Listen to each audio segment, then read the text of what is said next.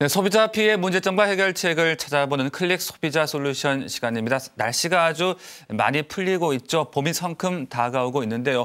봄하면 또 결혼의 계절이 아닐까 생각이 듭니다. 결혼 준비하고 계시는 분들 많으실 텐데 결혼이 기다려지는 만큼 신혼여행 역시 많은 부부들이 또 생각을 하고 계실 겁니다. 그런데 이 신혼여행을 했다가 부당한 여행업자 때문에 예비 부부들을 울상짓게 하고 있는 일이 생기고 있다고 하는데요.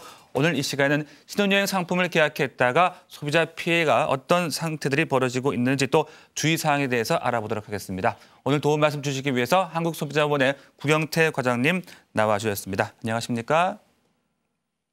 결혼 시즌이 돌아오면서 많은 분들이 또 지금 계획을 잡고 계실 텐데요. 신혼여행 상품을 이용했다가 소비자 피해를 보는 사례가 심각해지고 있다고요? 네, 다음 달 3월부터 5, 6월까지 아마 결혼 시즌이라고 해도 무방할 만큼 많은 커플들이 지금쯤 신혼여행 상품을 구입하고 있을 것 같은데요. 네. 한국소비자원에 접수된 신혼여행 상품 관련 소비자 불만 건수는 2007년도에 425건, 2008년도에는 무려 2배가 증가한 954건에 이르렀습니다. 2009년 1월부터 3월까지 접수된 소비자 불만이 173건으로 2008년 동기간 대비해 무려 69%나 증가하는 등 신혼여행 상품 관련 소비자 피해는 날로 증가하고 있는 실정입니다. 네, 참이 정말 그 어느 때보다 행복해야 될 신혼여행이 이제 몇몇 분들의 어떤 욕심 때문에 망치는 경우가 생기고 있는 것 같은데요. 자, 지금 막 상담 전화가 도착이 돼 있다고 하는데 이야기 나눠보겠습니다. 안녕하십니까? 네, 안녕하세요. 네, 자 어떤 문제 때문에 연락 주셨죠? 저는 3월 둘째 주에 결혼을 앞두고 있는데요. 네. 지난달에 한 여행사를 통해서 이제 몰디브로 4박 5일 신혼여행 상품을 계약을 했어요. 네. 4박 5일 동안 신혼여행 상품으로 330만 원 정도 계약을 했었는데 네. 일단 계약금으로 20만 원을 주고 이제 한 달 안으로 중도금 50만 원을 달라고 하더라고요.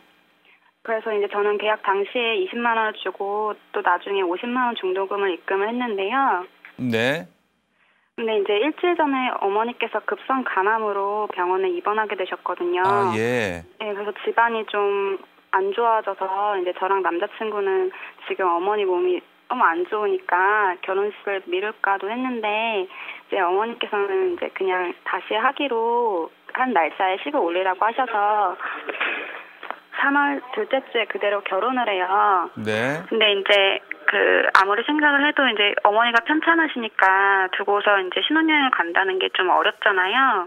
그래서 이제 남자친구도 너무 마음에 걸리고 그래서 이제 여행은 그냥 나중에 가기로 하고 여행사에 전화를 해서 이제 계약했던 상품을 해약해달라고 했거든요. 네. 근데 이제 너무 당연한 것처럼 해약을 못 해주겠다고 하는 거예요. 아, 예.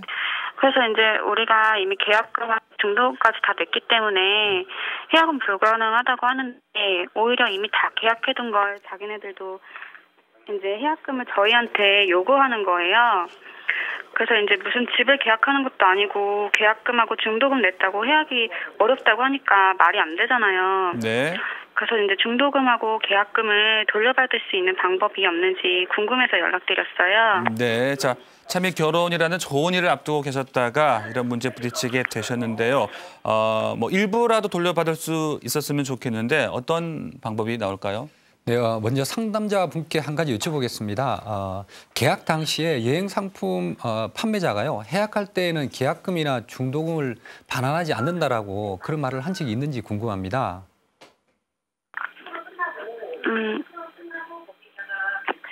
그냥 그런 말은 들은 적이 없고요. 네. 이제 사람이 이게 어떻게 되는 건지도 모르니까 이제 그런 말 들었다면 그 여행사하고도 계약을 하지 않았을 거 아니에요. 네. 근데 그리고 그렇게, 혹시 예. 계약서에 혹시 계약금이나 중도금을 반환하지 않는다라는 내용이 명시가 돼 있나요?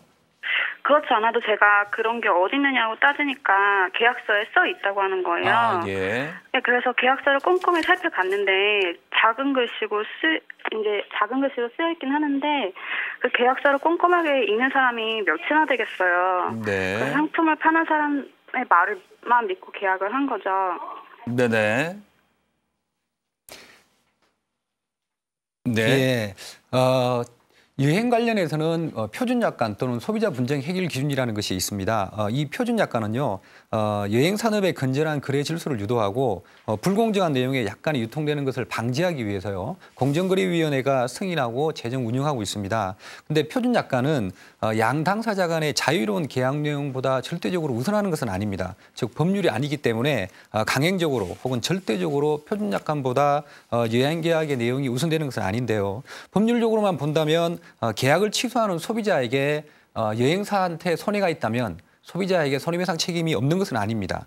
표준 약관보다 그리고 불리한 내용이라 하더라도 그 내용이 계약의 구속력이 없다고도 볼 수가 없기 때문에 기본적으로는 손해배상 책임이 있다고 봐야 할 것 같습니다. 네, 소비자에게 불리한 내용의 계약이라는 것은 어떤 것을 의미하는 거죠? 예, 예를 들어서 상담자 분께서 겪으신 일과 비슷한데요.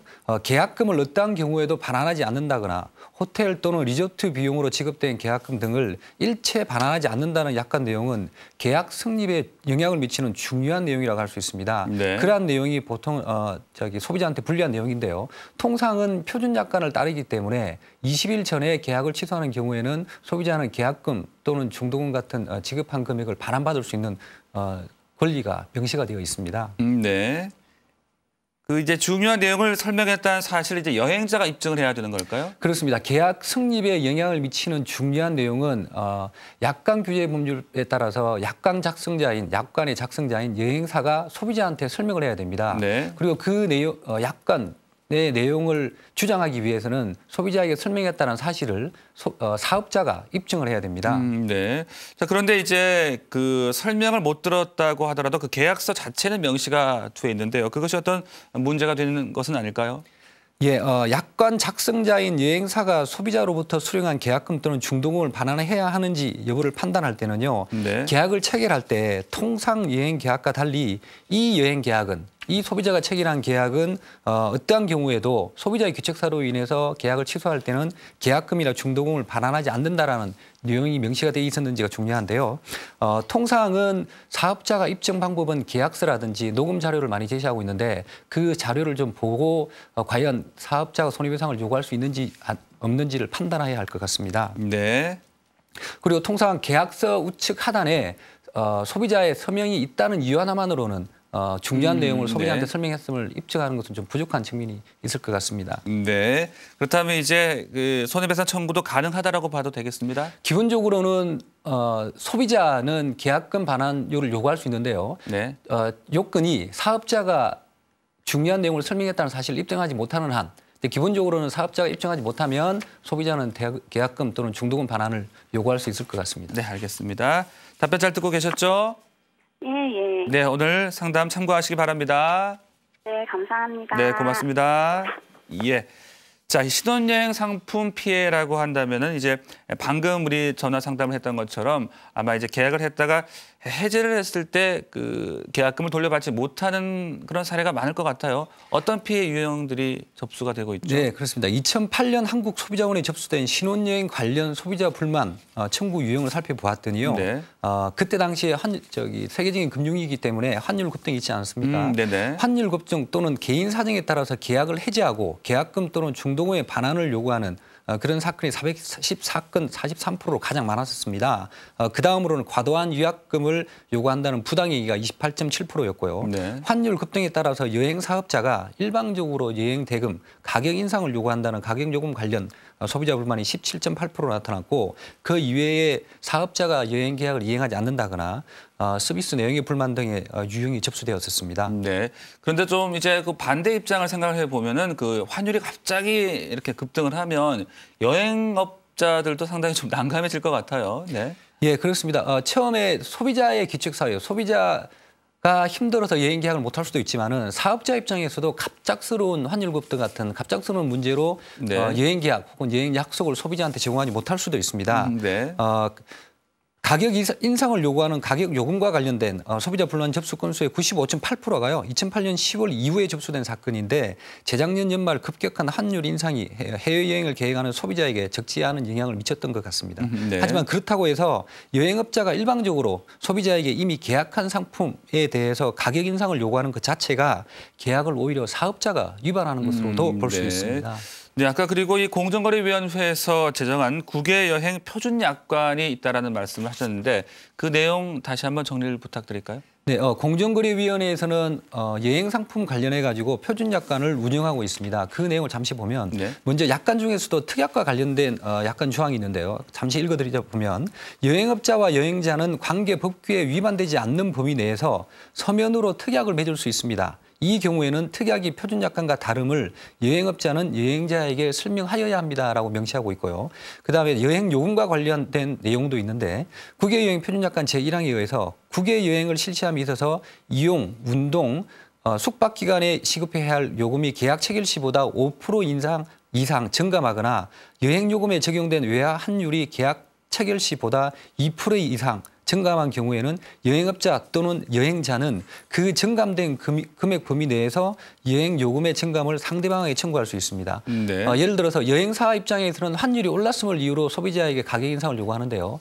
환율이 다시 떨어질 수 있지 않겠습니까? 그럴 때 소비자는 환율이 떨어졌음을 이유로 가격 인하를 요구하지 않는 경우가 많기 때문에 소비자 입장에서는 사업자한테 변화가 있으면 소비자한테 부당한 요구를 하는데 소비자는 한편으로는 그러한 요구를 하지 않는 경우도 많기 때문에 네. 부당하다고 느낄 가능성도 많을 것 같습니다. 네. 자, 그리고요, 만일에 그 계약금은 일체 반환하지 않는다 이런 조항이 있다면 그것은 무효라고 봐도 되는 건지 아니면은 돌려받기가 어려워지는 건지 어떻게 되는 거죠?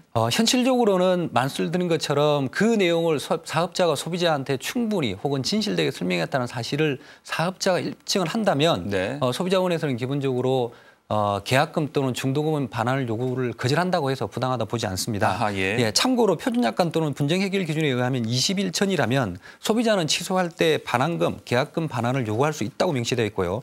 이후에 기간이 경과하면서 취소를 할 때 여행요금의 5%, 10% 또는 20%, 50%까지 취소하는 측에서 배상을 하도록 손해액을 예정하고 있습니다. 네. 그런데 계약금 불반환 조항이 유효한지 여부에 대해서는 법률적으로 좀 시각이 다를 수 있습니다. 통상의 경우에는 채무불이행자 또는 채무불이행자가 상대방의 손해에 대해서 배상할 책임이 존재한다는 것이 큰 원칙입니다.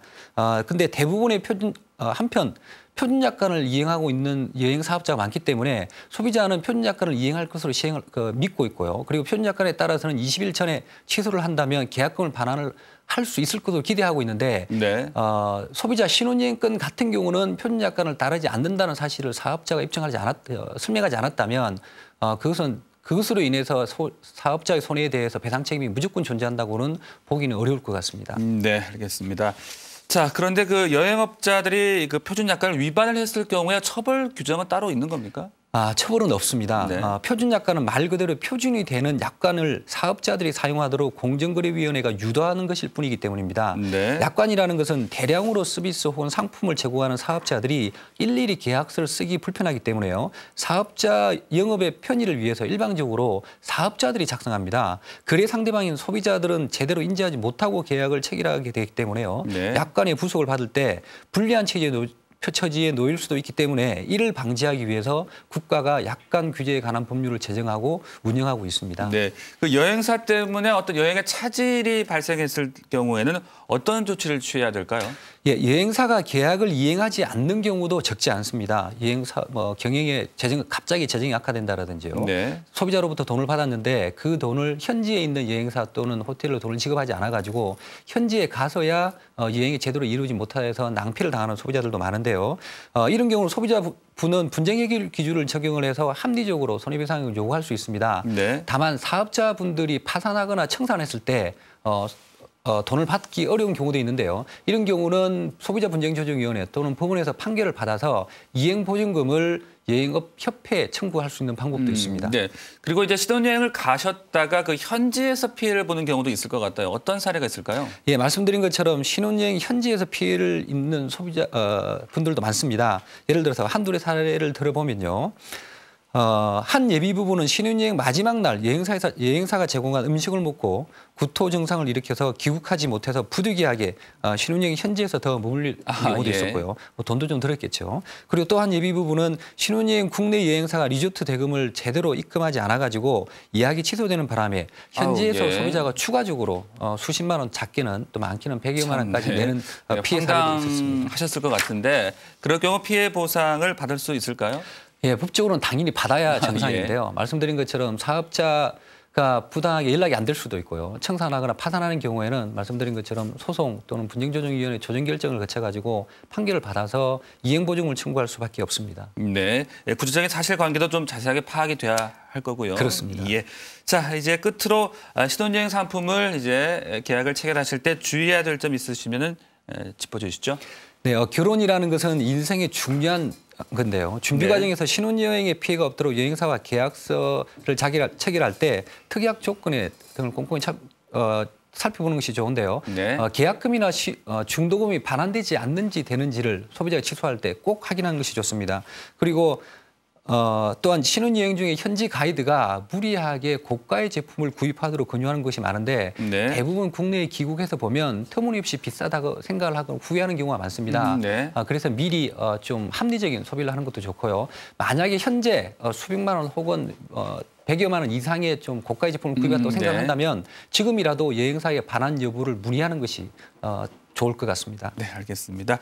자, 행복한 추억으로 간직할 신혼여행 꼼꼼하게 확인을 해보시고요. 또 일부 악덕 여행업자들도 좀 사라졌으면 하는 바람 가져보겠습니다. 지금까지 도움 말씀 주신 한국소비자원의 구영태 과장님과 함께했습니다. 고맙습니다. 함께해 주신 여러분 고맙습니다.